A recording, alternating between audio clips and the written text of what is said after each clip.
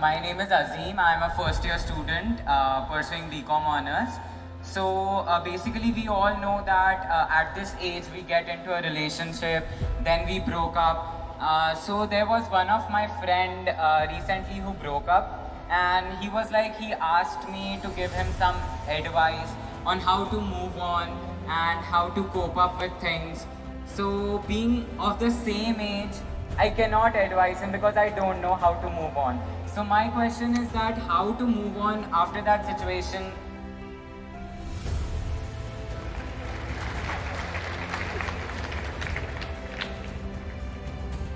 Well, somebody else has moved on. Even if you stay in the same place, distance will happen. See, let us understand this in terms of life, not in terms of trend, not in terms of morality, not in terms of right and wrong, but in terms of life. When I say in terms of life, Azim, do you remember how your great 10 generations ago, how your grandfather looked like? No. No. But his nose is sitting on your face, yes or no? Yes. So is it true that your body has a tremendous amount of memory? Yes. This memory is on many different levels.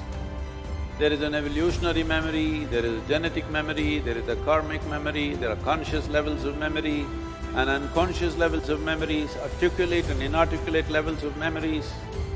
But if your great-grandfather's nose has to sit on your face, obviously your body is carrying a very complex mechanism of memory, isn't it? Yes. So this body, if it is capable of such a complex sense of memory, you think it is not gathering memory with whatever you touch and feel and relate with? You think so or no? Yes. It does. So it is gathering an enormous amount of memory. This is how you know. See, how to go up the steps, how to go down the steps, it looks very simple, but it's not simple, it's very complex. Your body has to remember, otherwise it cannot go up and go down so simply. Well, today the sports people are talking about muscle memory, building memory into their system so that the sport can be executed at a certain level of efficiency. So this is not only for sport, this is not only for specific activity. Every day you are imbibing so much memory, and this memory, if there is a certain kind of congruence to this memory, if there's a certain kind of cohesiveness to this memory will become productive.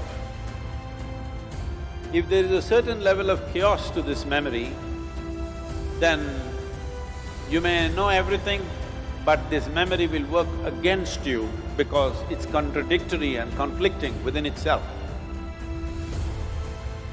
When you say a relationship and when your friend asks you this question, the question itself is coming because it matters, isn't it? Yeah. If you didn't matter, you could have just forgotten about it and gone on like old pair of shoes. But it matters because you invested your thought, your emotion and maybe even your body.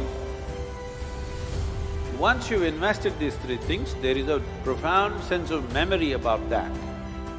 If you create a lot of contradictory memory in your system, you will see life will tell later that you will have everything but you feel like you have nothing because it's confused and it's joyless, it doesn't have exuberance. It's very important young people understand the mechanism of what you have been given. If this was just a lump of flesh, you could have done whatever the hell you want with it, but this is a very sophisticated machine. If you treat it sensitively, it can do things in a phenomenal way, otherwise it'll do mediocre things. Suppose I gave you, let's say you know nothing about computers, I gave you, let's say, Apple Air. Have you seen this model? Yeah. Very thin and sharp. I gave you this, but you don't know what it is. You took it home and started chopping cucumbers. It works very well. It works very well. But isn't it a tragedy that you're using a computer to chop cucumber? Nothing wrong with a cucumber, but something definitely wrong with you, isn't it? Hello? Yes.